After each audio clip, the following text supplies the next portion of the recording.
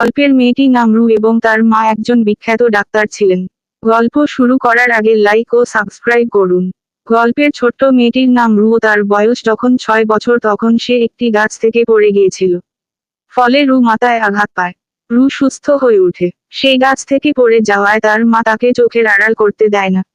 রু তার যখন স্কুল শুরু হয় তখন স্কুলের গেটে তার মা তাকে জড়িয়ে ধরে শিশুর মতো কান্না করছিল। তার মুখে একটু রক্ত দেখে কি হলো তা দেখতে তার মা দৌড়ে তাকে হাসপাতালে ছুটতে লাগলো। সে তার মাকে বলছিল, আমাকে নামিয়ে দাও, এটা শুধু কেচাপ। এরপর তারা দুজন হঠাৎ ফুড কাউন্টে পড়ে যায়।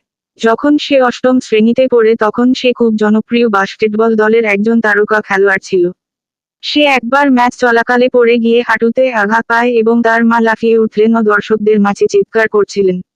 তারপরে তার মা অধ্যক্ষকে বাধ্য করেছিলেন তাকে 1 মাসের ছুটি দেওয়ার জন্য। সে কয়েকদিন বাড়িতে কাটায়। এটি ছিল তার বন্ধুর জন্মদিনের পার্টি। পার্টিতে যাওয়ার পর সেও একটি ছেলে যখন চুম্বন করতে যায় তখন তার মা এসে মিউজিক সিস্টেম ভেঙে ফেললেন।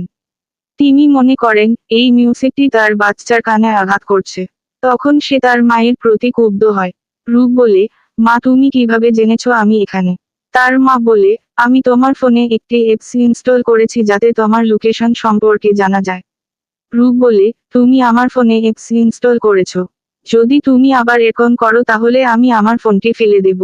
আর তুমি আমাকে খুঁজে পাবে না এবং আমার এই কথা আশ্চর্যজনকভাবে কাজ করে। সে স্কুলে ফিরে আসে। সে মনে করে সে এসেছে, তাই তার বন্ধুরা তাকে স্বাগতম জানাবে। কিন্তু তা তেমন ভাবে হয় না। রু সিটে বসতে যায় কিন্তু তার সিট কেউ টেনে পিছনে নিয়ে যায় ও রু নিচে পড়ে ব্যথা পায়। একটি মেয়ে তাকে বলে, হাই আমি সেলি। রু নিচ থেকে উঠে দাঁড়ায় ও সে দেখে একটি স্বর্ণকেশী মেয়ে তার সাথে কথা বলছে।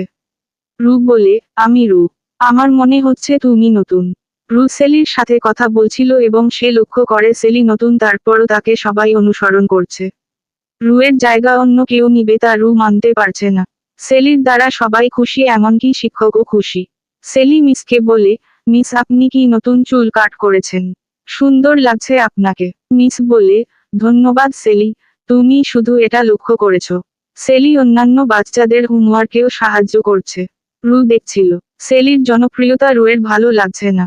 তার অনেক রাগ হয়। রু বলে, পাতলা বাতাস বাহির থেকে এসে আমার জনপ্রিয়তা কেড়ে নিচ্ছে কিন্তু আমি তার কাছে হাঁটতে চাই না।